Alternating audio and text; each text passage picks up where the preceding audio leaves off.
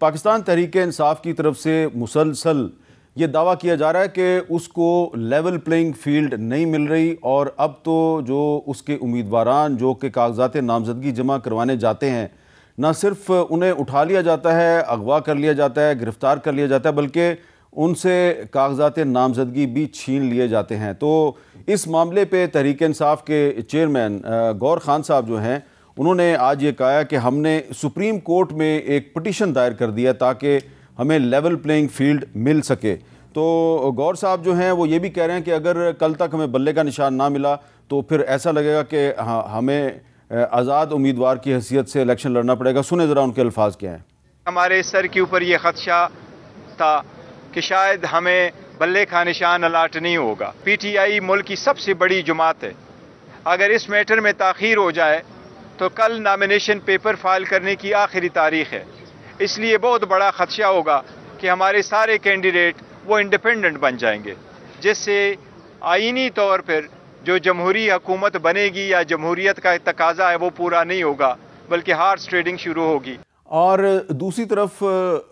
آپ دیکھیں کہ جو مسلم لیگ نون ہے اس کی طرف سے ٹکٹوں کی تقسیم کا جو معاملہ ہے وہ باقاعدہ شروع ہو چکا ہے، اور اس سلسلے میں بہت سی خبریں بھی سامنے آ رہی ہیں۔ ظاہری بات ہے بڑی جماعت جو ہے اس میں ٹکٹوں کی تقسیم پہ کافی جوڑ توڑ بھی ہوتا ہے اور اختلاف رائے بھی ہوتا ہے، لیکن جو اہم ترین معاملہ ہے وہ یہ ہے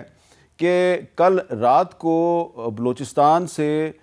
خواتین اور بچوں کا ایک قافلہ جو ہے وہ ایک طویل فاصلہ طے کر کے اسلام آباد پہنچا، اور رات گئے اس قافلے پر پولیس کی طرف سے لاٹھی چارج کیا گیا، تشدد کیا گیا اور تمام خواتین کو گرفتار کر لیا گیا۔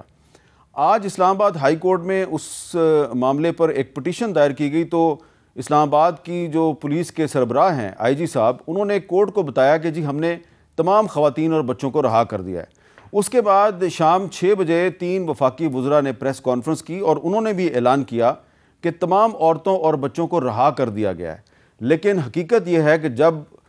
وزیر صاحبان پریس کانفرنس کر رہے تھے تو اس وقت بھی عورتیں اور بچے جو ہیں وہ اسلام آباد کے ویمن پولیس اسٹیشن میں بند تھے، اور اب سے تھوڑی دیر پہلے بھی وہ سارے بند ہیں۔ انہیں رہا کرنے کی بجائے گاڑیوں میں ان کو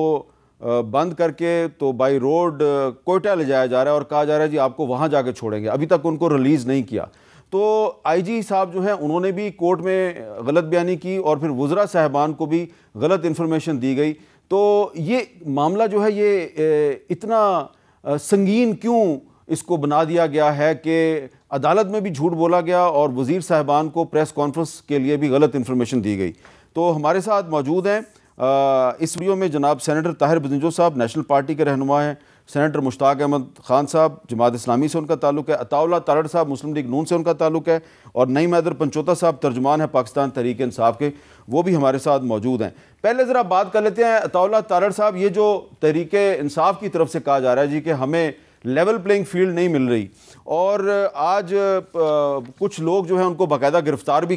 کیا گیا، اور ایک تحریک انصاف کی جو سابقہ ایم این اے ہے ایمان طاہر صاحبہ، انہوں نے ایک ٹویٹ میں بتایا کہ last night 3 of our aides along with our proposers and seconders who were filing our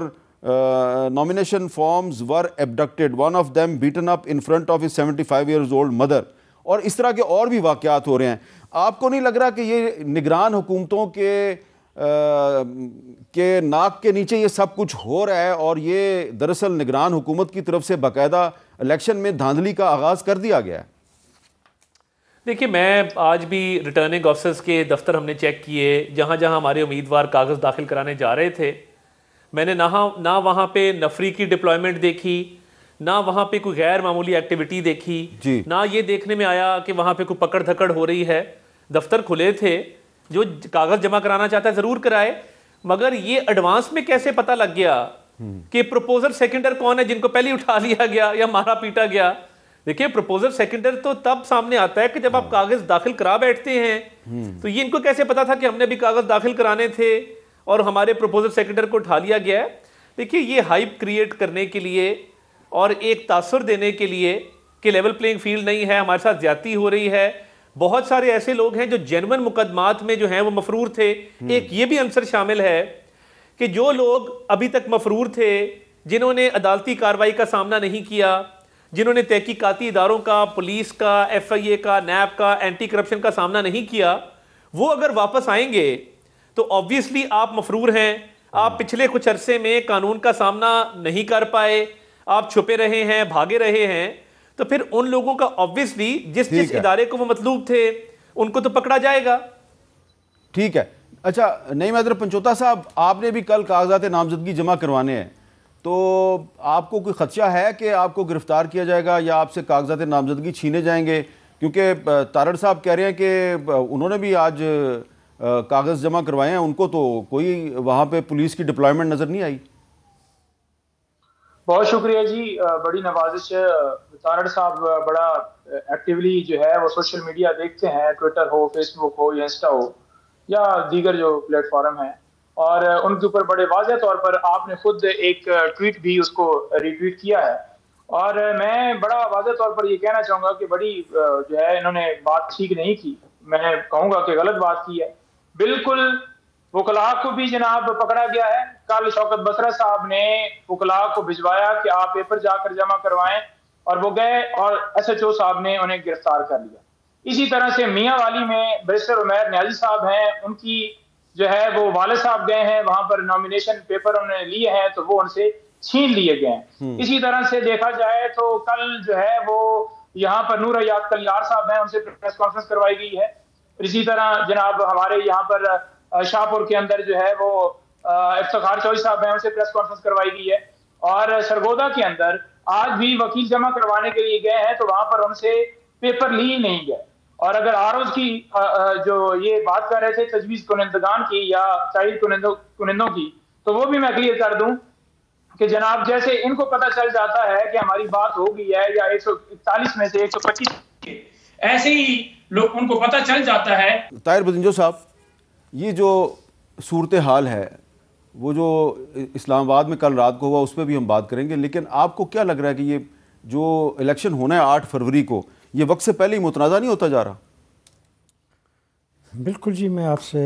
اتفاق کرتا ہوں، یہ متنازع ہوتا جا رہا ہے۔ دیکھو جمہوریت میں میر صاحب جو بنیادی تصور ہے وہ تو یہ ہے کہ انتخابات صاف و شفاف ہوں، چاہے جو جماعت بھی جیتے۔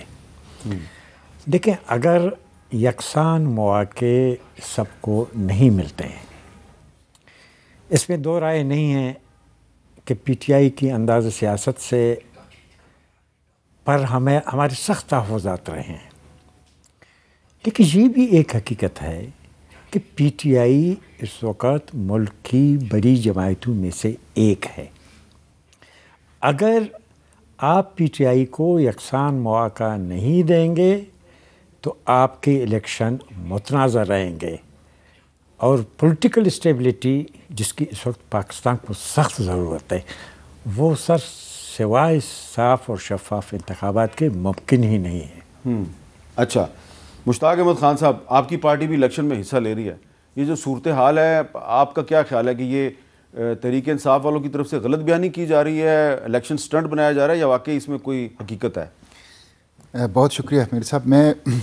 اگر آپ اجازت دیں تو پہلے جو بہت بڑا واقعہ ہوا ہے اسلام آباد کا اس پہ 2 باتیں کر لوں گا، اس کے بعد آپ کے سوال کا جواب بھی دوں گا۔ یہ جو کل ہوا ہے رات، سچی بات یہ ہے کہ یہ اس کو سادہ الفاظ میں پولیس کی دہشت گردی کہہ سکتے ہیں۔ بچے بچیاں یعنی مہرنگ بلوچ وہ آئی ہیں، ان کے ایک ہی بھائی ہے 5 بہنوں کا، وہ غائب ہے، عاشوروں سے غائب ہیں، ہزاروں لوگ ہیں غائب ہیں۔